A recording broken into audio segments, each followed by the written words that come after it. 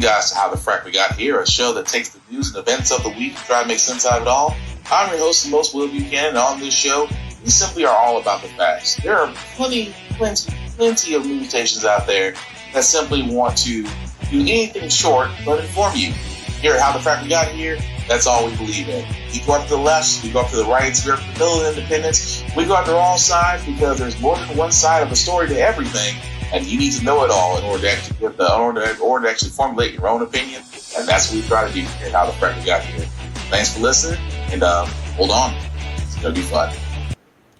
All right, guys. Today's date, March 19th, 2025, and this is How the Frack We Got Here.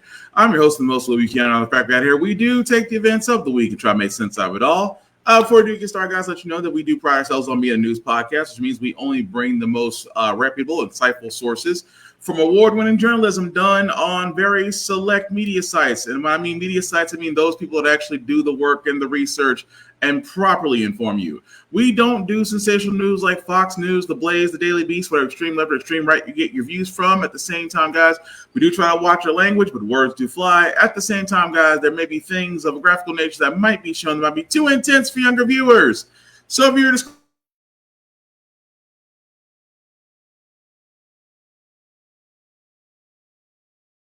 discretion is advised. Aside from that, welcome. So, how do we start this? I told you one of the things that's going to happen is just that as we are getting way too comfortable with those of a certain neo-Nazi or those of a certain racist terms, or just no longer hiding behind hoods and whatnot. And I sat there and told you what would happen when the government fails to actually listen to the citizens and does actually more protecting them than protecting us. Well, history repeats itself. A black community has decided to form its own watchdog party, if you will, and I'm all for it. Turn now to one community in Ohio, which is now the center of a growing national debate about civil rights, hate speech, and the Second Amendment. NBC News correspondent and NBC News Now daily anchor Morgan Radford visited the town of Lincoln Heights, where residents have formed an armed community defense group in the wake of a neo-Nazi rally. Morgan joins us now. You were there just on Tuesday. What did the residents tell you about what's going on? Yeah, I was there just this week. John, it was fascinating because what's interesting is that this town was founded during the Great Migration back in the 1920s as a refuge for black citizens, which is why it was especially painful when neo-Nazis suddenly appeared in this 3,000-person majority black town. But they decided to fight back, taking up arms and patrolling their own streets. Now they're at the center of a much larger debate about protection and free speech and who gets it. These aren't police officers or soldiers. We're business owners, we're fathers, we're sons, daughters. These are civilians, members of the Lincoln Heights Safety and Watch program. It's a duty. Okay, let's go. The duty, protecting their neighborhood, the majority black village of Lincoln Heights, Ohio. After neo-Nazis held a rally here last month, carrying rifles, waving swastikas, and hurling racial slurs, just moments before children were let out of school. At the time, law enforcement officials said the neo-Nazis did not break any laws, but an investigation by county prosecutors is ongoing. Weeks later, the KKK came with these flyers. First African-American community above the Mason-Dixon line of staff. Safety and Watch Group spokesperson Durrance Daniels says the police did not do enough, which was more chilling because the town was founded in the 1920s as a safe haven for black residents. Lincoln Heights is our home. If somebody broke into your home, you call the police, and the police says, you know, if they do it again, we haven't broken any law, so we're just going to allow them to break into your home again. What would you do? Are you worried at all that having a potentially armed response could just create more friction, create more danger? I'll answer that by saying I've never felt safer as a black man in my community than I have right now. The mayor of Evendale, which oversees the police force that responded that day, said in a statement to NBC News, "Our emphasis on de-escalation and public safety resulted in the incident's resolution without injuries to any of the persons involved." But residents here say they can't afford to wait. Every day, the Safety and Watch Group escorts children to school and patrols the streets. Why do you all wear masks? Those Nazis, we have reports of them finding our backgrounds, so we're not hiding ourselves from the residents, but we're protecting our family from what we're doing out here. While many locals do support the security group, some, like business owner Eric Ruffin, say they wish the group wasn't needed. We don't want to become what we hate. We don't want to become a group of people that walk around feeling like we have a reason in America to have to protect ourselves. And this community Stand up. Stand up. is not backing down. And that alone should tell you a lot right there, because number one, I don't understand the business owner. The business owner is the guy that kills me. Hey, Brian, man, thanks for joining in. I appreciate it. Love this right here for the real. No, I agree. I love the idea, because this is what happens. And I tell people all this, and I tell people all this time, there's a history lesson behind this. I tell people, you cannot depend on the police to protect you from racist people. They'll protect the racists before they protect you. And what happened, the same thing in history has happened, where police say they're de-escalating, but at the same time, they're really not.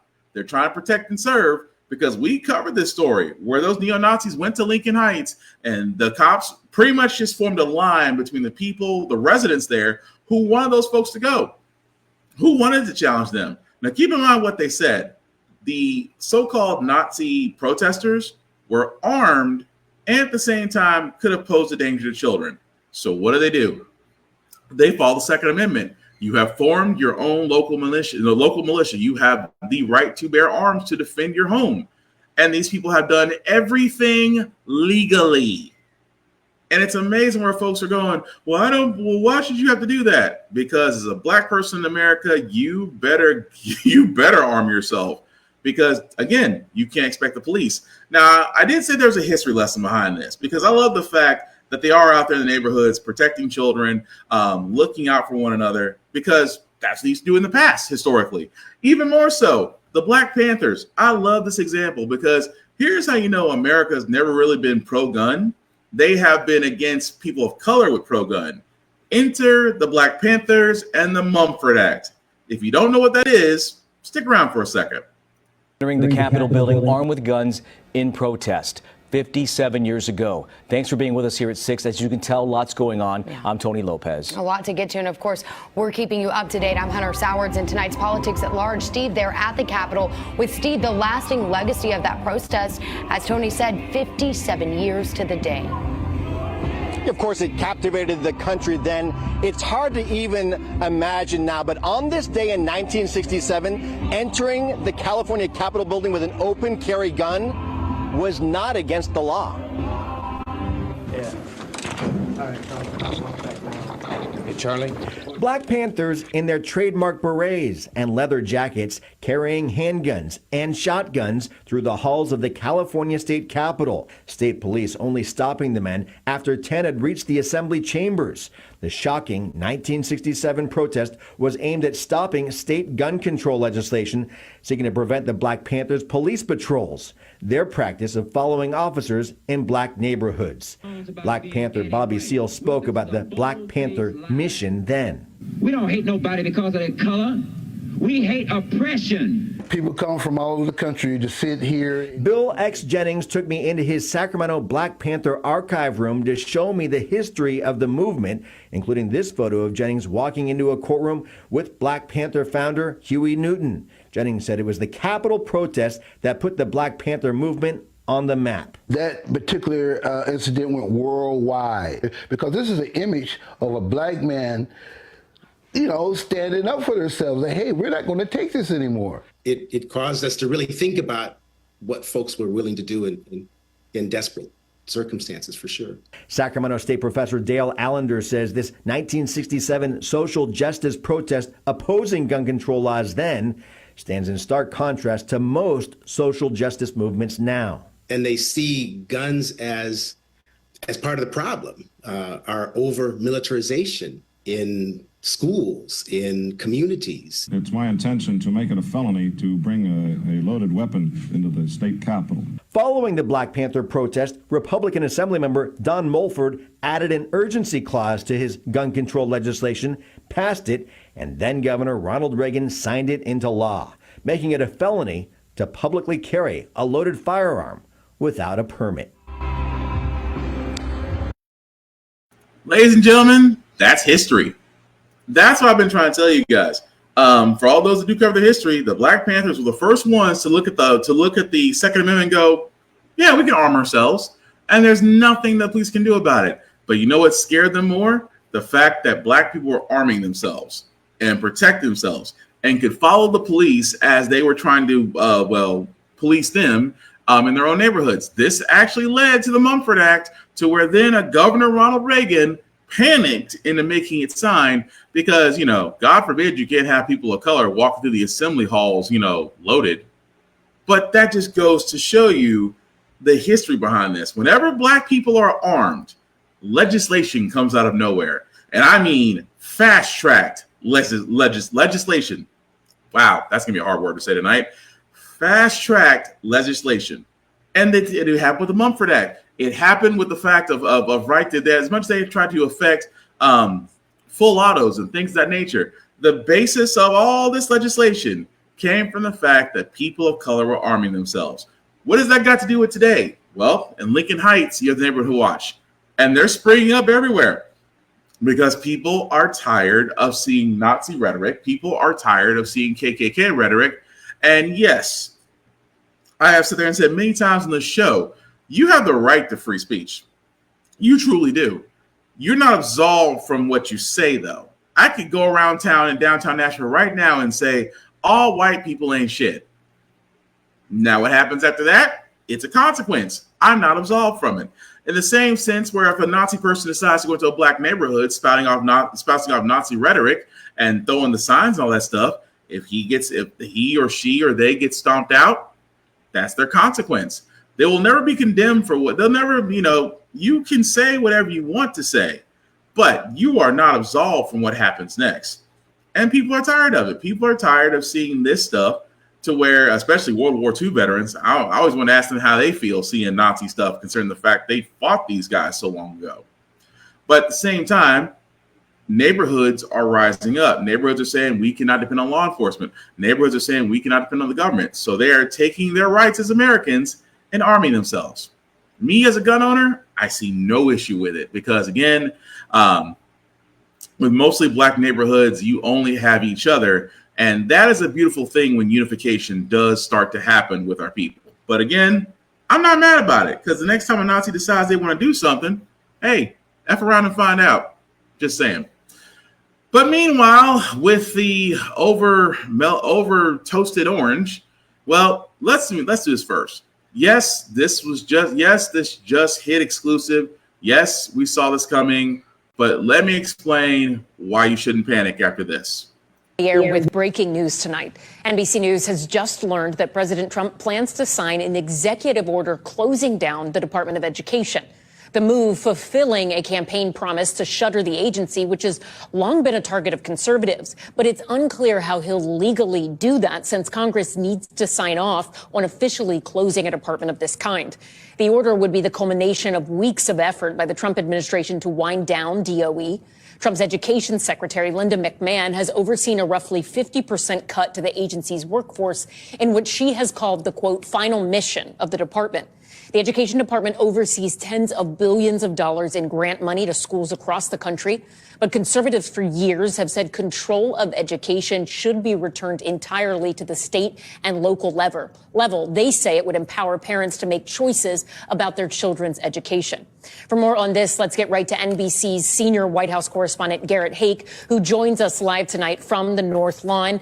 Garrett, this just breaking, but walk us through what do we know about this order at this point? Yeah, Ellison, I'm holding a copy of the fact sheet that will accompany this order when the president signs it tomorrow. It is the culmination of weeks of work from this White House and decades of work within the conservative movement that has long viewed the Department of Education as something of a boogeyman. The order directs the Secretary of Education, in this case, Linda McMahon, to take every necessary step she can to facilitate, this says, the closure of the Department of Education and return education authority to the states. The White House takes some pains through information we've been given from a senior administration official to say things like Title I funding, student loans, and students with disabilities aid won't be touched in this effort.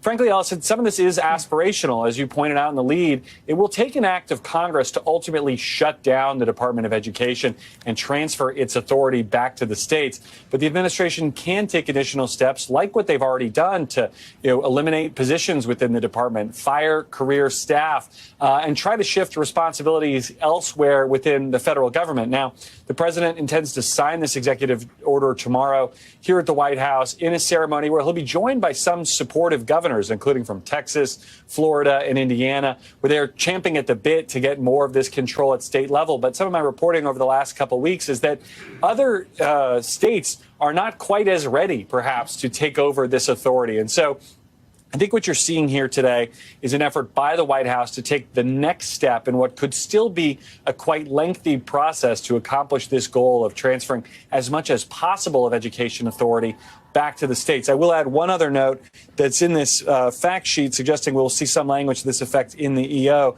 that what's left of the Department of Education, this order says, the funds will not be allowed to advance what they call DEI or gender ideology, another issue that this White House has been intently focused on going back to Inauguration Day. Ellison? Garrett, as this idea had come up and seemed more immediate, particularly with those layoffs that happened at the department, a lot of people shifted to worrying about what it would mean for student loans. Is there any indication that there would be some sort of immediate impact felt by this executive order, or is it going to be a wait until Congress gets involved situation? I think it's very much an open question. I mean, if you look at something like FAFSA and the federal process by which many American students apply for student loans, if not the Department of Education, who would administer that? How would it work? Where would you send your questions, and who would control that money if you're not applying to a school within your state? I think all of these are questions that are going to have to be answered either by the federal government or by the states if they get that far. But again, it's hard for me as a former congressional correspondent to see how they're able to muster the votes, especially in the Senate, to pass legislation that would be necessary to make this broader goal a reality anytime soon. And Garrett, really quickly before I let you go, they would need on Capitol Hill some Democrats to vote in favor in order to break the filibuster rule, right? Yeah, that's right. This would require 60 votes in the Senate. I don't know that those 60 votes exist there. And frankly, I don't know if the majority of votes exist in the House. So, again, some states are going to be more ready for this action than others at the jump. And that could cause some cold feet from otherwise supportive House Republicans if their own states say, we're not ready for this kind of responsibility for the entirety of the educational system. Okay, so let me say this first. Everybody, deep breath and relax. Let me explain something about executive actions. Executive actions are not immediate. Executive actions take congressional measures. So, with those two things in mind, relax. Because I'll tell you why. The two journalists in that video said one thing I want people to hang on very closely. In order for that idiot and his other ketamine idiot Musk to go after a Project 2025 goal of shutting down the Department of Education, you would need the Democrats to go along with the Republicans. Let me say that again. In order for a Project 2025 goal of shutting down the Department of Education, the Republicans would have to have Democrats on their side in the House and in the Senate. And the words of Hamilton, you don't have the votes. You don't have the votes. You don't.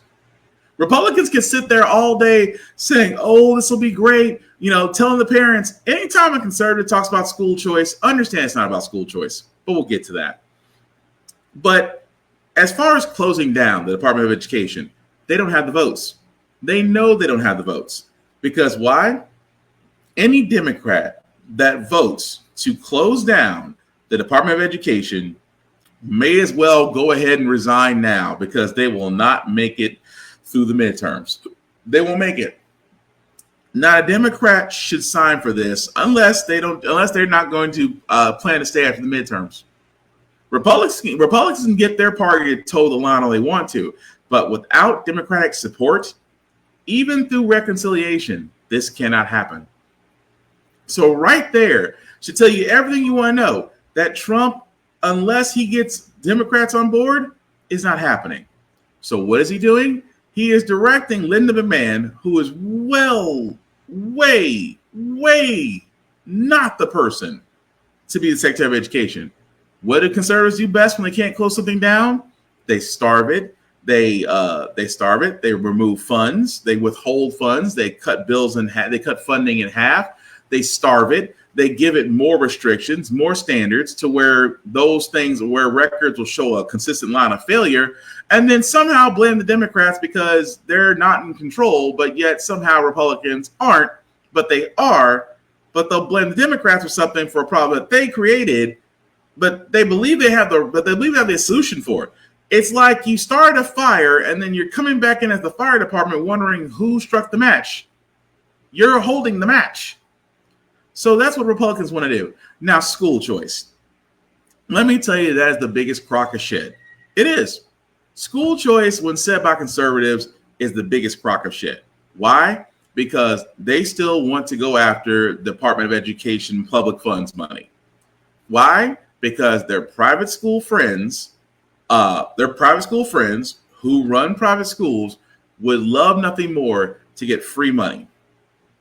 So they introduced school choice. Even in my home state of Tennessee, idiot governor, shoot, I can't think of his name to save my life right now. Governor Bill Lee, there we go. That idiot has been championing school choice, saying that parents should be able to send their kids wherever they want. It sounds great in imaginary land. Oh, here's the voucher. This voucher will give you maybe $10,000 to $15,000. Private schools in Tennessee, especially Middle Tennessee, can go anywhere above $20,000 to almost $40,000 to almost $50,000, depending on which private school you go to. That voucher is not going to get you very far.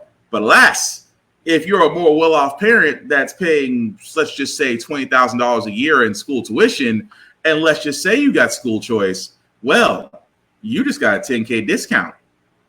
But again, the money comes from the school choice bullshit, comes from public schools. And that's been the conservatives. Conservatives have salivated over the Department of Education. They've salivated over Medicare and Medicaid, and they salivate over Social Security. They want to get their hands on the last bastions of money in the government, just because they can kick it back down to their friends who want to privatize it and basically make a killing off of it. What we're actually seeing here, guys, is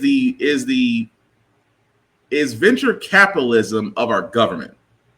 And at the same time, right now in their sights is the Department of Education, which I love the fact that they sit there and say, well, states are not ready. I've said it once. I've said it many times on this podcast. I'll say it again. In the unlikely future that the Department of Education is closed down and education goes back to states' rights, if you are a blue Democratic state, chances are your education is fine. If you are a red state, which, by the way, every red state in the U.S. is in the low numbers for education. Tennessee, Mississippi, Kentucky, Alabama, Georgia. I can keep going down the line. Every red state or every conservative control state, lowest in education. And if you're in a red state, my friend, you are screwed. And also with the FAFSA, with aid and Pell Grants, these are not going to be touched. Really? Who's going to be handling them? The Department of Education handles all Pell Grants, FAFSA, and student loans through their financiers. So if the Department of Education is gone, these three things you say are not going to be touched, who are they going to be financed by? I've also pointed out that if you do have student loans that are through the Department of Education and the Department of Education has been closed down, you could argue in court that you no longer have to pay on your loans because the creditor has now been disassembled. And that could also lead to lawsuits. So all Trump has done, ladies and gentlemen, all Trump has done was simply put, cause divisions, unnecessarily divisions, but has caused divisions that literally do nothing except expose what they're wanting to do. That's pretty much it. So again, guys, I know I said doom scrolling, which is basically you going through and every time Trump says something, people worry. But relax. Executive orders do not mean immediately done. Anything as far as the Department of Education needs majority congressional approval. If the Democrats aren't in it, we'll be fine. At the same time, we should be worried as far as what they want to do, because this is not about school choice, ladies and gentlemen. This is about private and religious schools getting more money from the state, and they're doing so under the guise that allowing parents to decide where their children go to, where their children want to go to school. And again, it's a hustle and it's bullshit. But speaking of bullshit, guys, we weren't too far from a government shutdown, and honestly, it should have happened. But let's get into how that happened first. Trump signing it. ABC's Vaughn Hilliard, who's posted up near the White House. We want to start, though, on Capitol Hill with Sahil. Sahil, if you will, walk us through what's happening in the Senate right now when it comes to this vote and keeping the government open. Hey, Yasmin. Well, just in the last few seconds, within the last minute or so, the Senate gavelled out this key vote on this House 6-month bill to keep the government open, avert a shutdown at midnight tonight. The vote was 62 to 38. 62 to 38, which means it has enough votes. It has the 60 votes it needs to break a filibuster. What comes next is 4 amendments, all of which are expected to fail. This is part of a time agreement that was negotiated. And then final passage of the bill needs a simple majority. This bill is headed to President Trump's desk. It is not what most Democrats wanted, but Senate Majority Leader Chuck Schumer cobbled together just enough votes to help Republicans break a filibuster. He argued that the worst possible option would be a government shutdown, even though Democrats strongly objected to many of the provisions in this bill. They noted they weren't at the table to negotiate it. This was negotiated and written between Speaker Johnson and the White House. And I'm going to name you the 10 Democrats who provided those crucial votes. Senators Cortez Masto, Durbin, Fetterman, Gillibrand, Hassan, King, Peters, Schatz, Schumer, and Shaheen. Several of them are in Schumer's leadership team. Several of them are retiring at the end of session and don't have to face voters. In other words, don't have to deal with the immense amount of voter anger from Democrats who urge them to kill this bill. You used the word anger, Sahil. I think it's an important word because obviously you've got a lot of Democrats that are certainly angry with Chuck Schumer right about now and supporting not only Republicans, but ultimately the president and getting this bill across the finish line, not calling for him essentially to step aside. How serious are these efforts this hour? I think we're going to find out. We don't know how serious they are in the Senate in particular, because there are at least some Democrats who were in the vote no, hope yes category. They didn't want to shut down, but they also didn't want to be on record supporting this bill that a lot of their base and a lot of voters despise and wanted them to kill. So the question is, does that immense amount of anger that we've seen directed at Chuck Schumer from House Democrats, from outside prominent Democrats, and from liberal activists, does that convert to anger within the Senate of Democratic senators as well? Because this is their decision whether to keep Schumer as their leader. Suffice it to say, this is the worst position I've seen Chuck Schumer in his 8 years at the helm. Wow. In other words, Democrats, y'all know y'all fracked up, right? And Schumer, who knew that Trump would literally and figuratively get a gift from the Senate Minority Leader, Chuck Schumer, who, along with 10 other Judases, 10 Democrats, 30 pieces of silver. Hey, let's use the excuse that we have to keep the government going, even though the bill that the Republicans are pushing forward is one of the worst bills, but looming the government shutdown. Because, when the government shuts down, benefits end, although Social Security payments still continue, but benefits end for people that are depending on them. At the same time, government workers are furloughed. But hey, senators and representatives are still getting paid. And I've always said this about government shutdowns, and I wish this was in the law. Whenever, every time we get close to a government shutdown, you know what happens? We kick the can down the road. Oh, we're going to, do a short bill for 6 months, 3 months, 8 months. And then once that time is up, then it becomes the issue of how do we balance the budget? Republicans want to, they claim that the Democrats spend wildly, yet as they are wanting to give tax breaks to their rich friends. Democrats are no longer in a position to actually do anything except go along for the ride or allow the government to shut down. Keep in mind, guys, what the Republicans want to do was continue Trump's tax breaks. They wanted to also cut Medicare and Medicaid by $880 billion. They wanted to cut SNAP, EBT, and other social services by $230 billion. They wanted to make cuts to the middle and lower classes while giving more tax cuts to the rich and the corporations. That, my friends, along with the 2016 Trump tax cuts, they wanted to make them permanent. It is a literal gift to the rich and the corporations. And Democrats all sat there and said, hell no. Well, not all Democrats, Tim plus Schumer. Because Schumer right now, as I've said before on this case, much like Pelosi, much like the old guard of the Democrats, the moderate Democrats, need to go. Now, are there more progressive Democrats?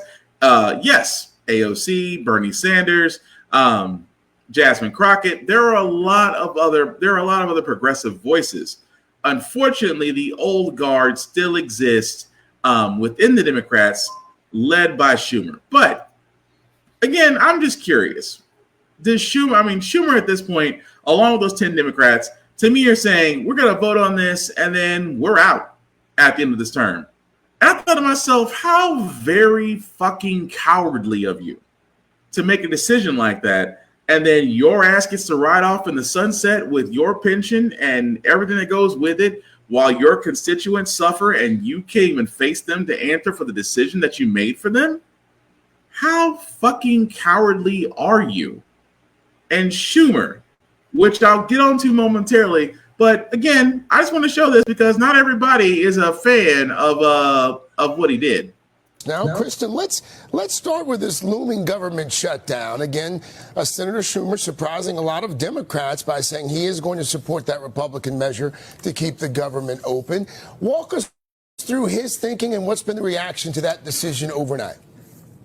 Well, Craig, the reason why Leader Schumer is going to vote to keep the government open, according to him, is because shutting the government down would have only emboldened President Trump and Elon Musk and their deep cuts of the government. But the reaction has been quite furious overnight. I spoke to a number of Democratic sources. While some say they're relieved by Schumer's moves, others say that they are expecting there to be a, quote, severe blowback from the base.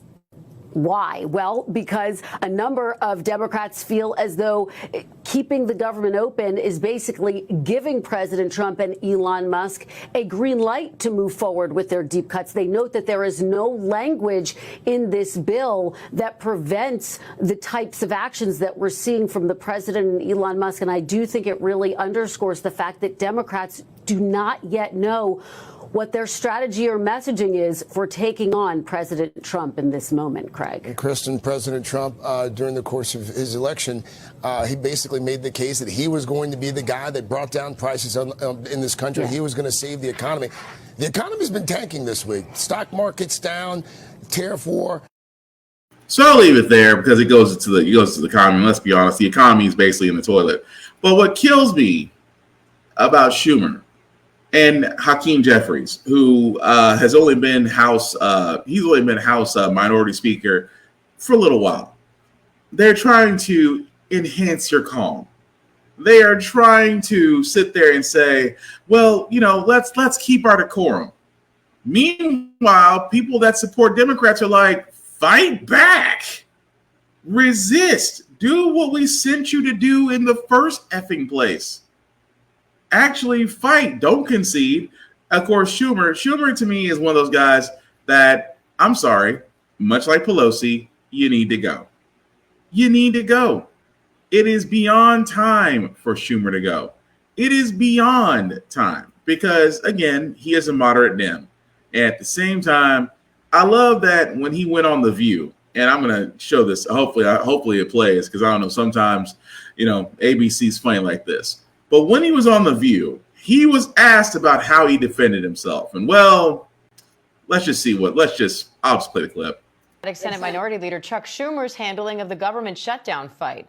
Yesterday on The View, Schumer defended his decision to vote with Republicans on a continuing resolution to avert a shutdown. I knew it was a difficult choice, and I knew that I'd get a lot of criticism for my choice. But I felt as a leader I had to do it. Here's why. The CR bill was bad, no question. And it allowed a slush fund, which allowed money to be pushed around. And they could cut off anything they want simply by saying it's not essential. So, day 2, SNAP, food for poor kids, not essential. Day 4, mass transit, New York City subway and subways all over, not essential. Day 7, Medicaid, not essential. People don't need Medicaid, they should get their own health care. And this would happen over and over and over again, and there's no check. Now Pelosi says she thinks Schumer gave in to Republicans too easily. I myself don't give away anything for nothing. And I think that's what happened the other day. We could have, in my view, perhaps gotten them to agree to a third way, which was a bipartisan CR for 4 weeks, in which we could have had bipartisan legislation to go forward. They may not have agreed to it, but at least the public would have seen they're not agreeing to it. Let's bring in Capitol Hill correspondent Jay O'Brien. And it's crazy. Schumer sat there and tried to say, well, if we didn't agree, then they would get this, this, and this. Or they would be able to determine this is not essential and cut from it. What you didn't say was, in the bill, they couldn't do it. So what was this all for? Oh, well, no checks would get done, none of this. So you picked, again, the House, the Senate minority leader, the guy who was the head guy for the Democrats in the Senate, basically said this: we can let the government shut down, or we can take the lesser of two evils. And I'm just thinking to myself, you know what? That'd have been the one time I wish Democrats would listen to their voters, because that's why his book tours put on hold. That's why, they say due to security issues. It's not security. Nobody wants to beat your ass down, but they want to know why. Why, when you have been voted to go back to the Senate to defend the people's interests, they want to know why you decided to roll over and show your belly to Trump and idiot Musk. Why did you roll over and show your belly to a convict and a guy who has no idea how to run a business? Two guys who don't know how to run a business. But you rolled over, showed your belly, told them where to pat, and then you sat there like a good old boy and thought you did a great thing. No, Schumer, you fucked up. Hakeem Jeffries, you didn't call him out on it. You fucked up. Nancy Pelosi, well, I wish we could have gotten something. You basically gave away the farm. You should have got something for it. No. The one time you Democrats won our votes, the one time we kept saying to you guys, fight back. Let the government shut down. Because you basically rolling over and giving Trump and Elon everything they asked for and getting nothing is worse. I would have taken the shutdown. I would have said, no, he's not going to get what he wants. He's not going to get his slush fund. He's not going to get his ability to cut services how he sees fit. He's not going to get these things. And that should have been the United Front for the Democrats. Just like I said on the State of the Union with Trump, you should never freaking been there. It should have just been one. It should have just been the Republicans, the Supreme Court justice that showed up, the Joint Chiefs of Staff who looked for real to be there, and it should have been no Democrats. That should have been that entire chamber. One side should have been freaking emptied. You could have sat there and showed your actual position instead of worry about decorum. Because let's not talk about decorum, because that Bobbitt and Marjorie Taylor Greene have pissed all of that decorum, and yet they are still allowed in that chamber. Whereas Representative Al Green pretty much explained his disdain, and then the next day, 10 Democrats voted to censor him along with Republicans. Miss me with the bullshit on Democrats right now, because you're not doing what you've been voted there to do. especially with Schumer, especially with Jeffries. It's the simple fact of the matter is you rolled over, showed your belly, and now there is a bill that is signed on that's going to be on that idiot's desk and is going to give him the bill that he wants. But your reasoning is we can let the government shut down, which, by the way, Schumer and those 10 people, if you hadn't heard already, will be resigning at the end of the term. So it's crazy that you can make a decision like that and you can't even face your constituents. Hence why his book tour is now on hold. Democrats are freaking cowards. Cowards they are. But the strangest thing about cowards is right now is that who knew that all the justice system right now, judges are blocking every executive order that Trump has put out, including the dismantling of U.S. aid, in which a judge says, no, that might be unconstitutional and also illegal. All right, Catherine, what do we know?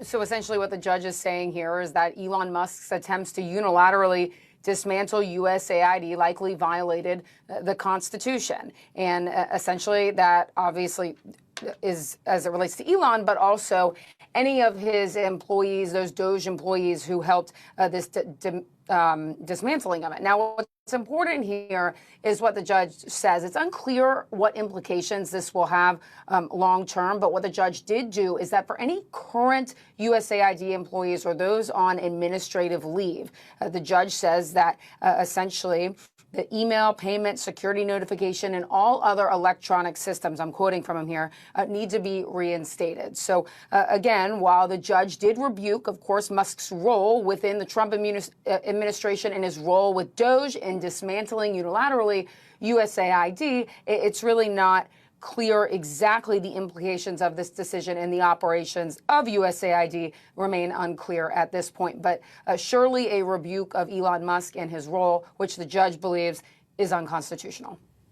So, Kim, from a legal perspective, do you think we could see a domino effect here?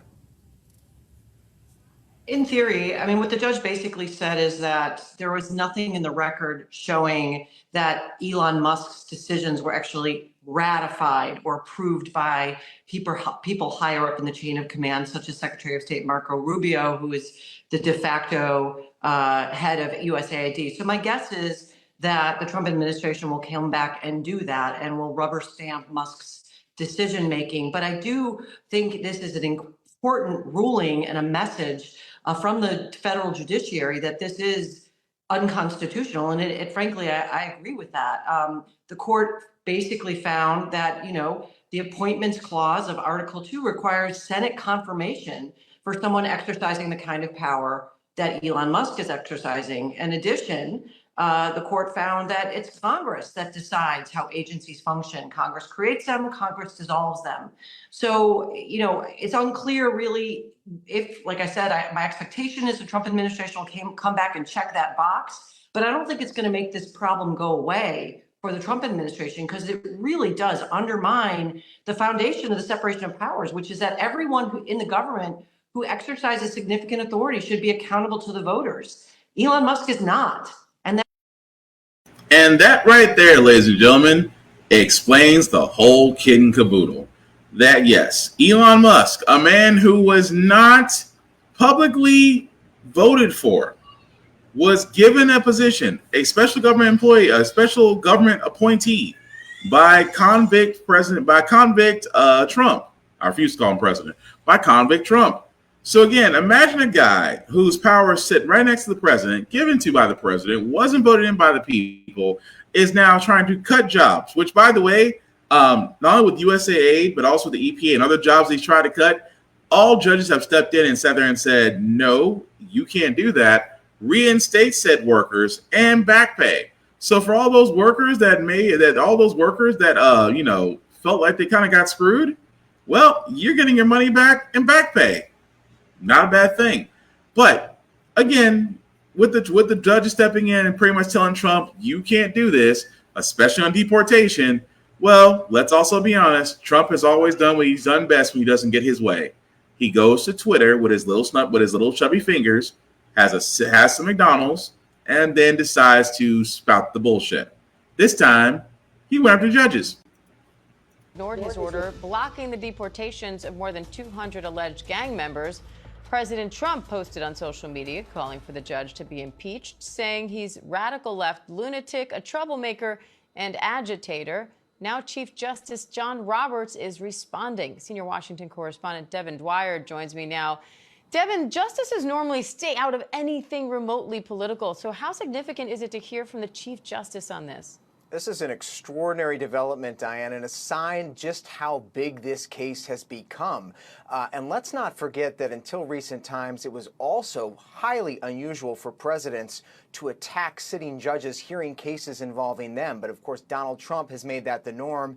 And now for the second time, Chief Justice John Roberts, first time back in 2018, responding directly to the President of the United States and that attack. In a statement a short time ago, he said, for more than 2 centuries, it has been established that impeachment is not an appropriate response to disagreement concerning a judicial decision. The normal appellate review process exists for that purpose. So the the Chief Justice pushing back on calls that Chief Judge of the district here in Washington, Judge Boasberg, be impeached for this decision, temporarily ordering the administration to halt these deportation flights over the weekend involving alleged Venezuelan gang members. And several Republican members of Congress also joined the president's calls. But here John Roberts saying, calm down, let's draw a line in the sand. That's why we have a judicial system. If you don't agree with the decision of a judge, you can appeal it, Diane. And that fight is continuing today in that judge's courtroom. And this says a lot, doesn't it? It screams so much about Trump that when the convict can't get his way, let me go on the Truth Social, let me go on and do all this and say what I need to say, and I'm going to point out that the judges who are against me, the radicalists, we need to get them out, impeach them, get them out of here. That's been Trump's MO. The thing about it is, the reason why we're not surprised about this, he's done this to every political opponent. He's done this when he was running against Biden. He did this when he ran against Madam Vice President Harris. He did this when he ran against Rubio, when he ran against his Republican counterparts. This is his MO. When he doesn't get his way, he becomes Big Baby Trump. And Big Baby Trump only knows how to whine and cry, except nobody in his administration doesn't know how the Constitution really works. The judges have stepped in, and the judges have sat there and said, prove to us beyond a shadow of a doubt that this is a legal course, and 9 times out of 10 will rule in your favor. But you can't just sit there and play a dictator from the presidential seat with your powers unchecked. Welcome, convict Trump, to checks and balances, the home game. So again, it's amazing to me that now he's going after the Supreme Court. And here's the thing about Supreme Court. You can't remove somebody unless they've committed a heinous crime or congressional approval. It's amazing how congressional approval comes up for everything that Trump's trying to do. And that's why I sit there and told you guys, relax about the executive orders. Relax about the shock and awe. Because the things that he wants to do require congressional approval. And on top of that, if it's definitely illegal, judges are stepping in to stop him. He can whine and cry all he wants to, but unless he does things the right way or through some miracle gets congressional approval, which again, he doesn't have the votes, he can whine and cry on social media to his flock as he fleeces them for more money because grifters are gonna grift. But I'll give it to Chief Roberts because usually I thought he'd pull a Chuck Schumer and just roll over and show his belly too. But hey, judges actually does got some backbone. But speaking of things, guys, usually this is kind of a feel-good segment, but hey, I just want to point this out. Harvard University is doing what, well, pretty much other countries are doing. They're giving free tuition, room and board out there to those with low income. Again, it's a beautiful thing.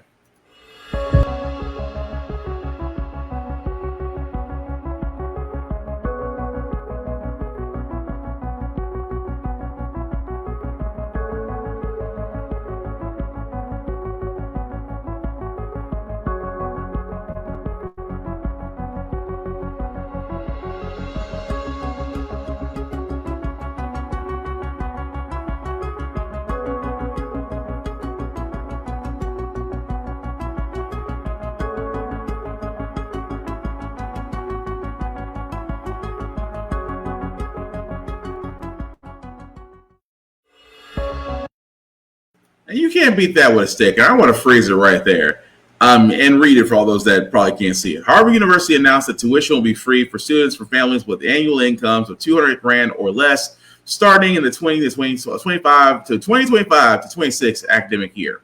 Now, I have kept saying many a times, Trump loves the ill-educated because obviously they're going to the Department of Education.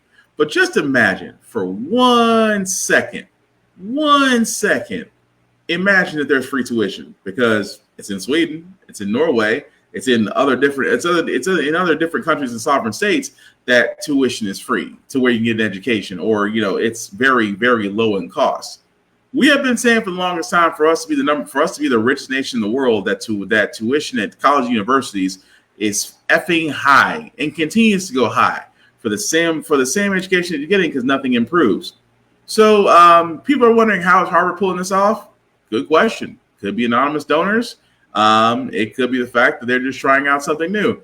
I don't know, but I'm not against it. For all those that do want to try to go to Harvard and get accepted into Ivy League, best of luck to you. But at the same time, can't knock it that we're actually seeing something good this week outside of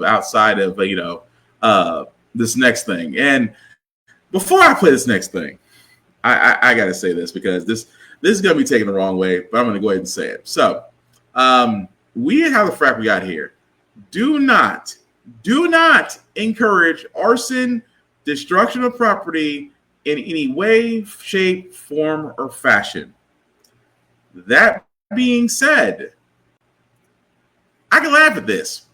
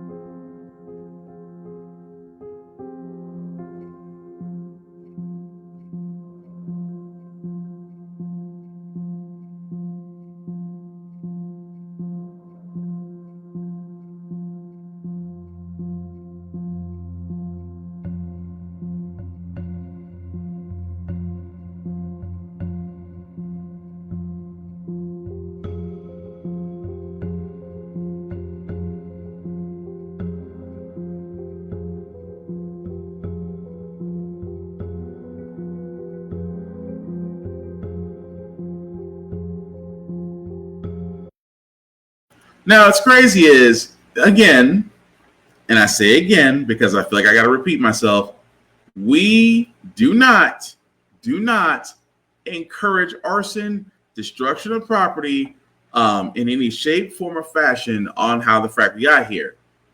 But it couldn't have happened to a guy who deserves it, because Elon Musk, again, he's still with Tesla, a company that he did not start. He bought it. Bought Starlink, again, a company he did not start. He bought it with Daddy's Diamond Mine money. Well, as people are finding out, Elon is a bit of a dick. Elon is basically, still the richest guy on earth, still out here, even though he is losing billions because his Tesla stock ain't what it used to be.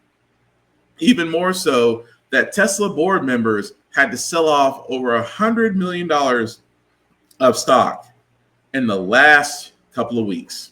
Now, for a lot of people who are wondering, what does that mean? Well, basically that means that when a company has to dump a lot of stock, that basically means that, well, it's becoming worthless. At the same time, Tesla sales have dropped. Cybertrucks and other vehicles, are being sold by the numbers.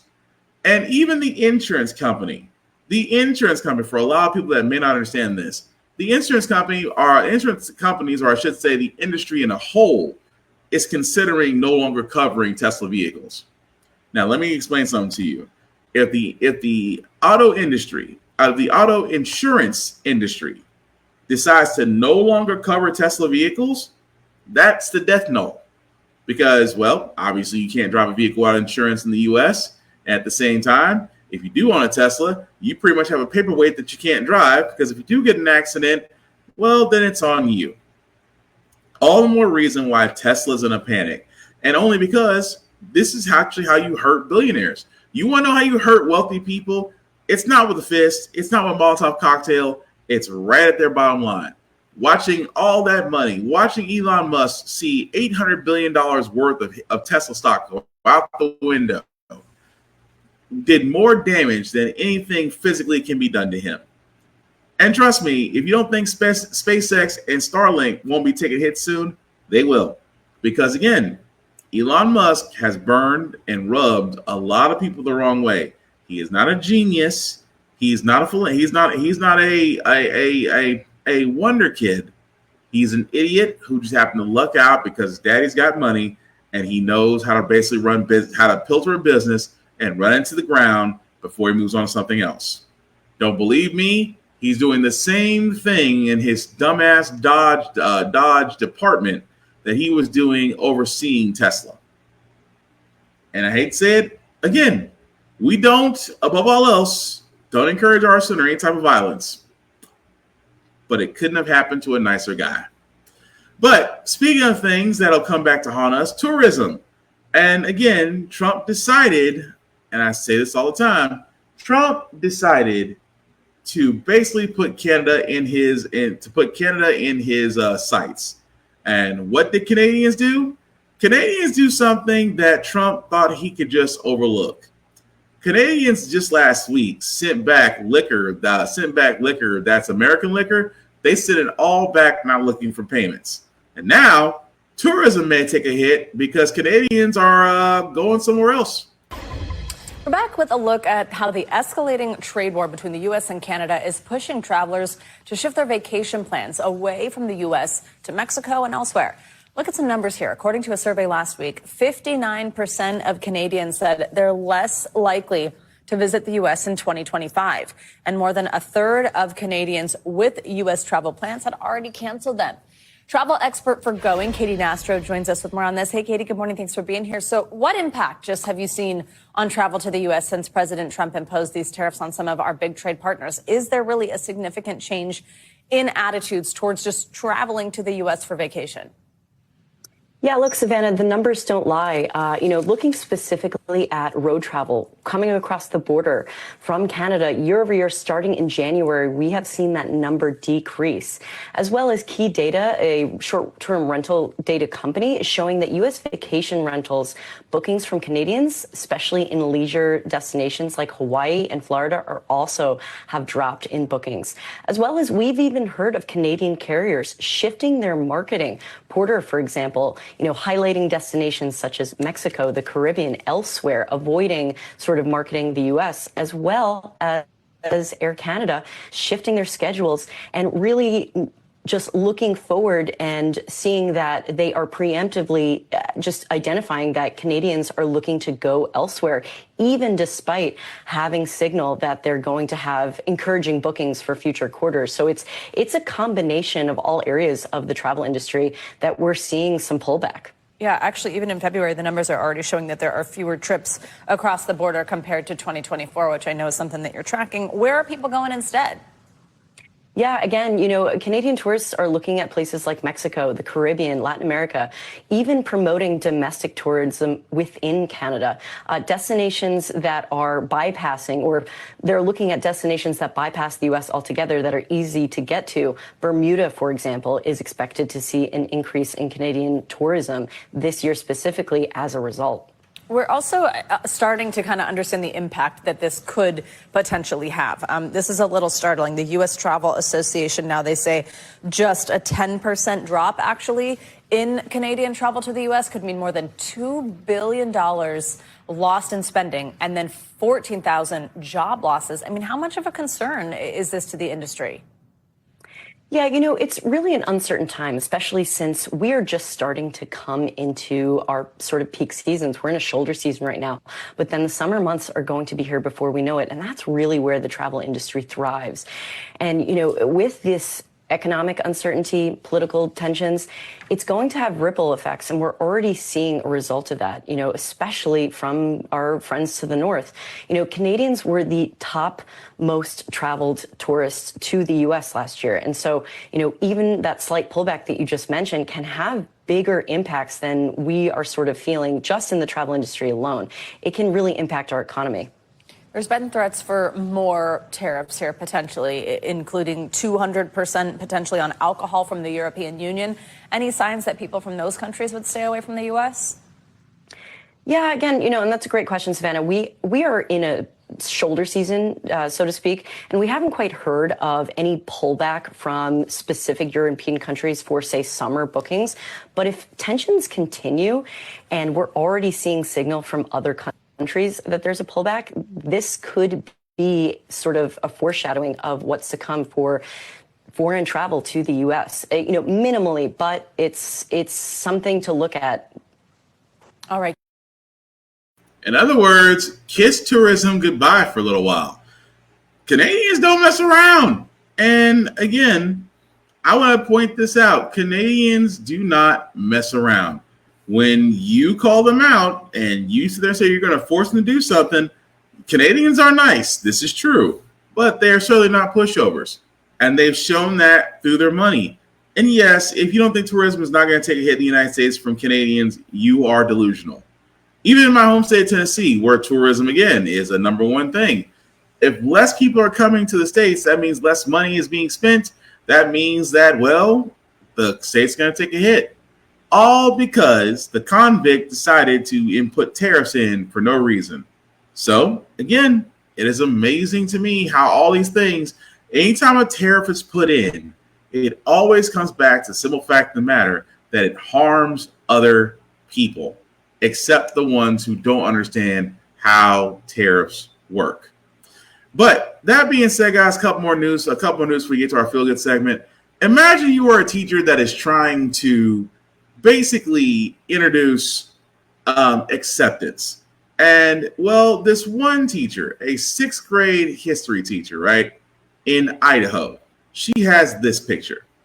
She has this poster. Everyone is welcome here. Of course, different colors of hands, hearts and hands.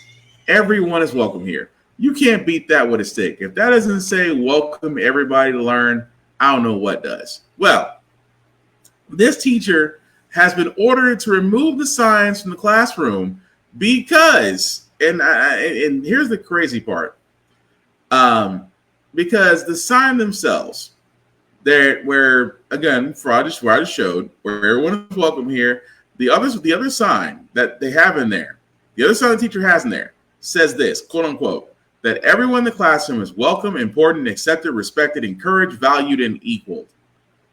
How do you beat that? That is something that we teach our kids.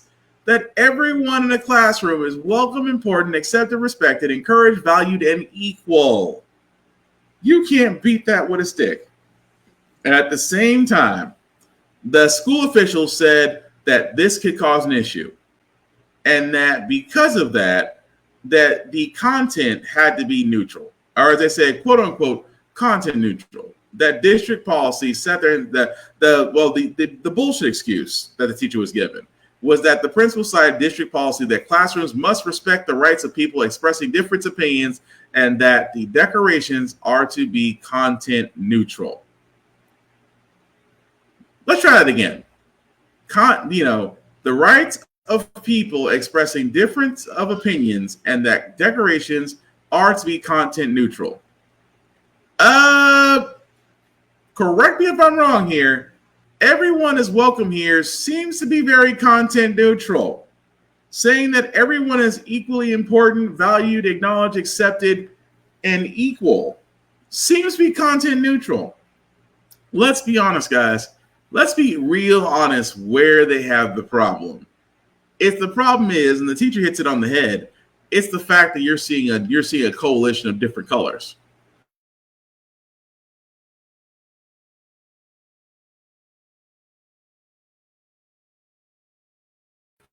So yes, a bit of racism.